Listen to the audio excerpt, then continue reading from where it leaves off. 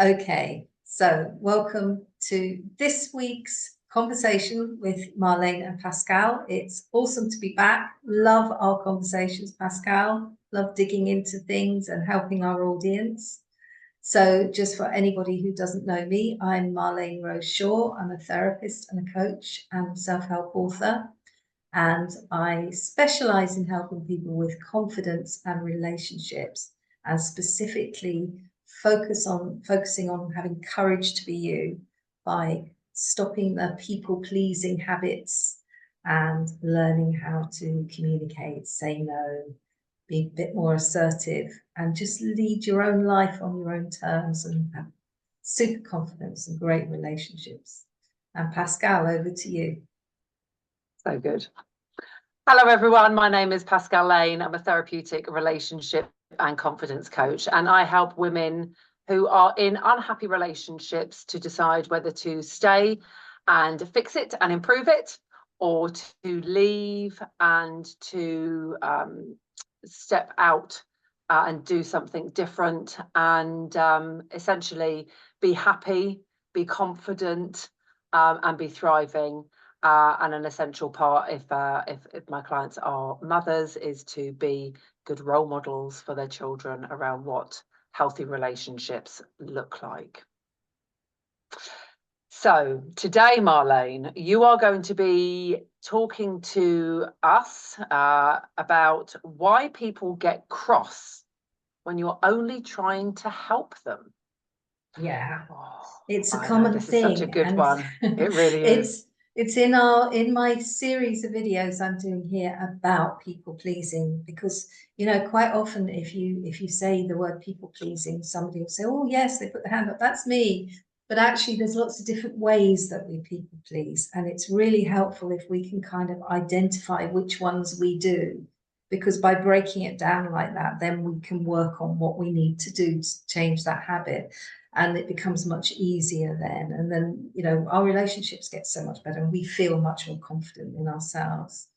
Yeah, I truly believe, as I'm writing in my book at the moment, that people pleasing is something we all do. And it's just part of our journey in this life to learn not to do that anymore and to evolve into more sort of confident and courageous people, not the sort of the frightened child that we were once, when we learned to do all this keeping everybody happy thing. And that's just a natural part of life. We learn that when we're young, and then we get to a stage in life where we decide it doesn't work so much. Works in childhood, doesn't work so much when we grow up. So that's why I'm talking about these different ways that we do this, so that we can identify what's going on there and then we can change that.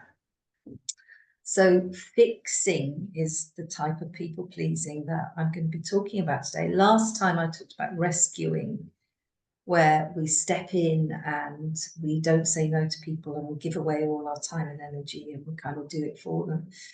Fixing people is not fixing people. Fixing people often think of fixing like rescuing. It's kind of like related to it, but it's not quite the same.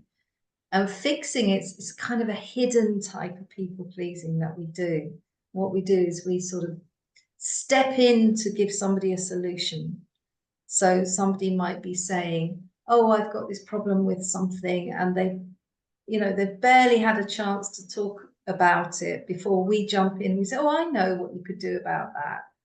And I think we all do it sometimes. I know I've done it, and I've certainly had it done to me. And it's actually very annoying to be on the receiving end of it. I can't stand it. I mean, I'm super aware of not doing it, because I mean, it absolutely, for lots of reasons that I'm sure you're going to cover, drives me insane. I can hear that as you talk about it, the energy that you really drives me get crazy. It. Yeah, it does. It really does. It's irritating and it's disempowering as well to the person, because it just doesn't, and I'm all about conscious kindness and misguided kindness. I talk about it all the time in my books, my new book, am I really being kind? In fact, one of the chapters in How Kind People Get Tough is called Am I Really Being Kind? because it's Yeah. like, let me do it for you. You know, it's a misguided, oh, I'll just quick fix and make it okay. But actually, you're not really respecting the person or giving them a chance to grow and evolve and learn and empower themselves. And when we fix, that's what we do. We step in because we want to help, and we give them a solution straight away, or tell them what they should be doing. And actually, we're not really stopping to hear the whole story, because it could be, well, this person has already tried that, or it's not quite what we thought it was. It's a bit something slightly different, but we've made an assumption. And you and I know as therapists that assumptions are a definite no-no. So Absolutely. yeah, fixing is a type of rescuing. And you know, it's very painful also to be fixing and trying to help somebody, and they turn around, they get a bit grumpy and cross. Because we're thinking, well, I'm only trying to help. I'm only trying to help. Why are you being so off with me? And then we feel rejected. So nobody feels very good. As with all people pleasing things, nobody feels very good. So that's what fixing is all about. Okay. So why do you think people do it? Like, what is going on with them? What is their need that drives them to, because it's unsolicited advice ultimately, isn't it? Yeah. So why, what is it about what they have learned along their path that makes them feel the need to do that? Well, you know, my work, I always come back to the inner child. And actually, it's very often, and it's so subconscious. Yeah, the person doesn't know that they're doing this. They're not aware that they're doing this, but there is somewhere along the line, often in childhood, they've learnt that if they are the one who comes up with the answer, you know, it'll make everything okay, and that they'll be validated, that they'll be loved, that they'll be approved of. They may have got lots of validation when they got the answer right. Or it could be that, you know, they were in some sort of chaotic family, or they were judged a lot themselves. And, you know, finding solutions to things was really a good idea, and everybody felt safe again for a little while. It could have been that in their family environment, perhaps they didn't have a lot of security. Perhaps there were issues with, you know, physical things like home, you know, money, that sort of thing. It could be practical things like that people are always trying to find solutions for. So they learned that way of being. Could have been emotional things. They might have been the oldest sibling who was there to fix the problems and look after the younger siblings. There can be various different reasons that we learn to fix. It could be something as simple as, you know, there were problems maybe at school. Maybe, you know, you were the one who helped all the other children in the school, and you kept getting validated for that, and you were the one. It can also be about control and anxiety. Sometimes people are quite anxious, and so it's almost like an OCD thing. It's like, oh, you know, I'll make everything okay. I'll control this situation, and then everything will be all right. And they kind of project that onto other people as well, because they're trying to feel safe for themselves. They're trying to make sure that everybody else is safe. So there are various reasons, but it's driven usually by a need to overcome some sort of chaotic feeling or some worrying feeling, and it's a learned behavior, or it's driven by a lot of validation for getting things right and always fixing problems, one way or the other. But it's driven by that, or a mixture of those two. The role that person, that child, took on was to be the fixer. And there's almost an excited feeling that a person might have when they're fixing. You know, somebody's got a problem, oh, I've got the solution, you know, and it's the little child inside that little girl or that little boy who's saying, yes, yes, you know, you can love me now. See, I can help. So that's what's going on with that. And that's why people fix, and it comes from a good place, you know, in their heart. They're trying to help. They just don't recognize, because again, we're back into child stuff, but we're living in a grown-up world, having grown-up relationships, and those things don't work so well. yeah, because I mean it can, but I suppose I was just kind of like taking on board all of that, and it's also about how it's who the person is that's receiving that unsolicited advice, that fixing. I always consider it to be quite disempowering.